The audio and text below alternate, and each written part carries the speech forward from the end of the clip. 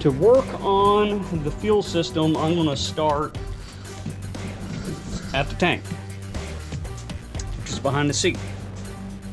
And we got all kinds of fun little things going on in here. Yeah, it's dark, but yeah, you don't want to see that anyway. All kinds of stuff running up and down, and we're going to fix that. So to get the tank out, I kind of need to work on the interior. So I'm going to clean the interior out. These calipers come with the truck. They've been sitting in the floorboard of the truck this whole time. I don't know what I'm going to do with those. I guess they're cores or something. I don't know. They could have been brand new at one point. I don't know. So anyways, I'm going to get this cleaned up. I want to take the seats out anyway. I have the bench seat in WR over there in the back of WR. So yeah, that's what I'll be doing today. Especially since it's going to be maybe a week or so before I can order parts again. So I'll do this, which is free stuff. Let's see, like wheel cylinders back here. I don't trust any of that stuff because it's been sitting in the floorboard of this truck for like 10 years. Get it clean now. I'm not going to strip all this down and paint it and all that. There's, I mean, no real point, right? But I do want to get the tank out and clean it because the engine needs to be clean. So roughly vacuumed out, that's going to be the next step. Seats are here. I got those out. I don't know where I'm going to store them because those are not getting thrown away. I love those seats. Those are going to go into a project that y'all have not officially been introduced to yet. Maybe one of these years, if I live that long, I'll get to that project because I think I have enough projects to last me 10 years after I die. But anyways, that's kind of the nature of it sometimes. I still need to clean up a little bit of the upper. I'm going to go through and start looking at wires and stuff and see what we're going in, what we got going on there after I get the fuel tank out and finish the fuel system. And one little thing at a time. We're not doing a restoration on it, thankfully, because that's a lot of restoration to do right there. All right, let's see what I've been doing on this Powerwagon here. I've been doing a lot of stuff. I haven't been doing step-by-step on this, but I did get it to fire up. This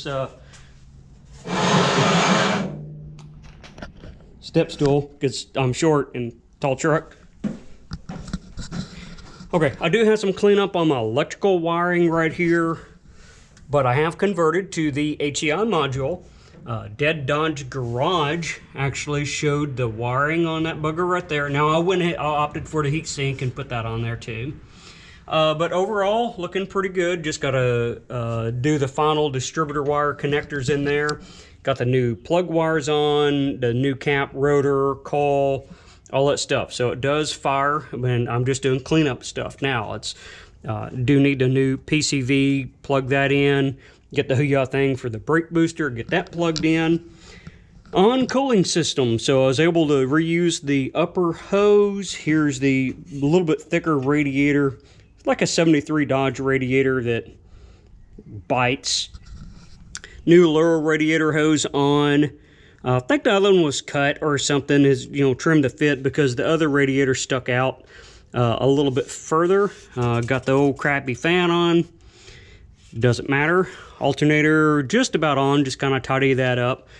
So I need to get the belt for that, get a belt, PCV, a couple little things right there, battery terminals, and I think we'll be topped off as far as this part of the engine bay, and then we're going to work on interior next. So I need to torque those headers down. But anyways, getting there, just all these little things. Oh, here's something super cool. So these little plastic wire divider things, I'm starting to like those because they're really cheap and they work.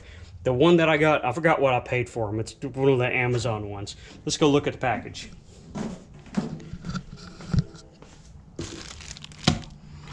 Right there, that's what I got. It's enough to do two. I'm sure I didn't pay more than 10 bucks for them. So that's what I'm using on those. Oh, you may ask, why am I going with a GM HEI module?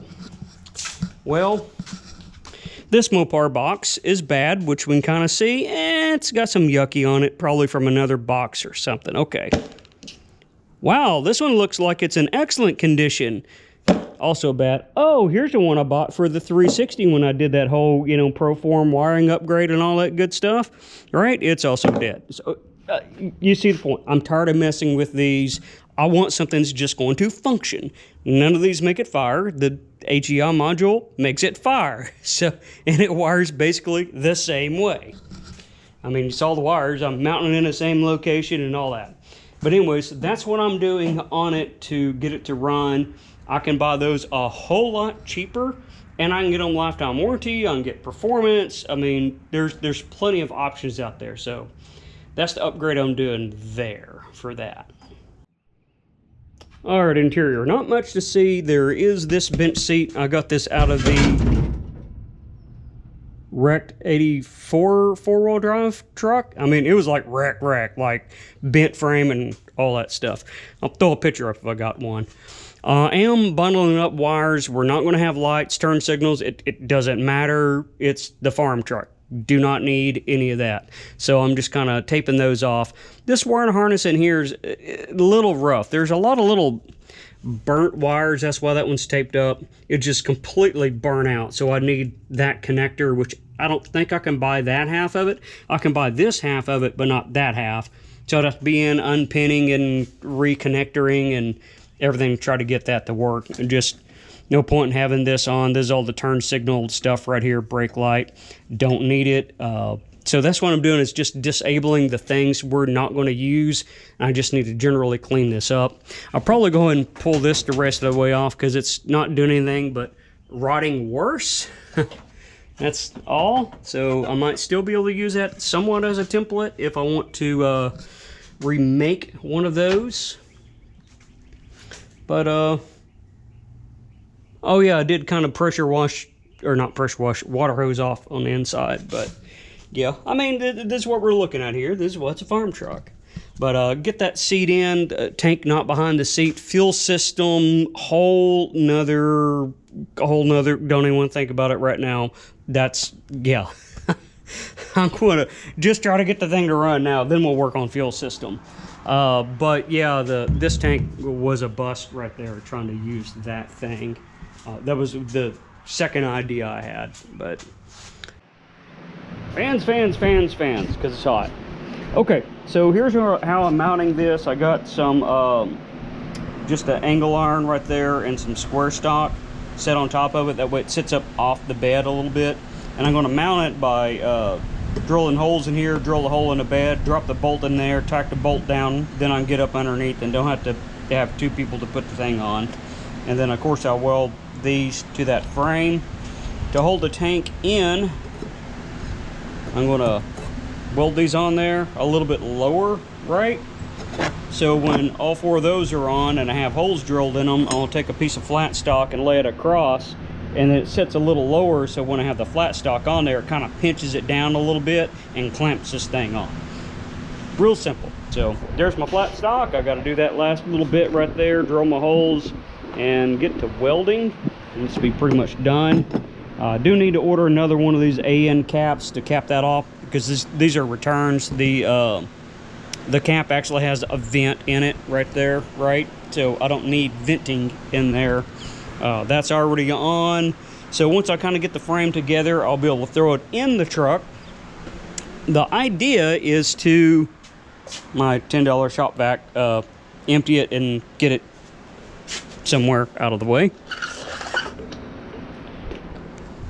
I think what I want to do is try to get it right down in this area, and then I can drop the line straight down and then connect into the factory line right there, right? And I'll blow that out real good and just run that, and then it goes to the fuel pump. Done. Don't have to do anything major. The truck's getting out of the shop. It needs to go get parked over there somewhere.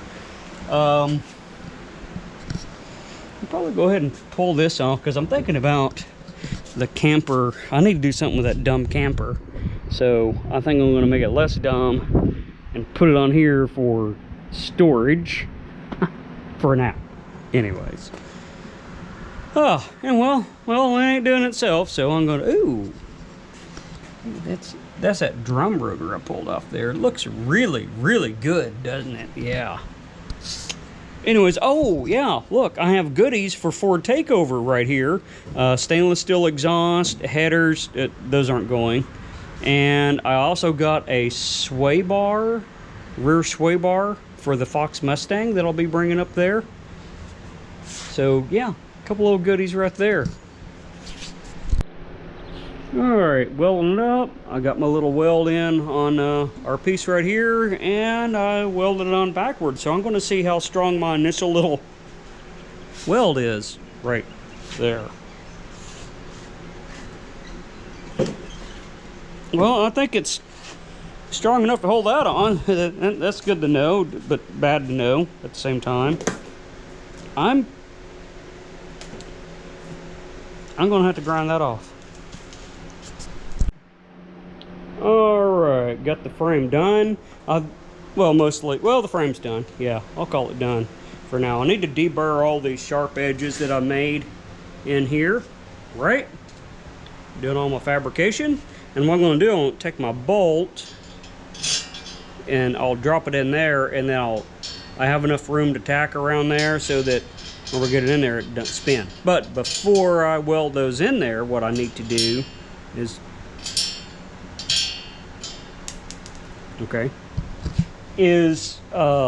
get this set up with the tank on there, set it up in the truck, right?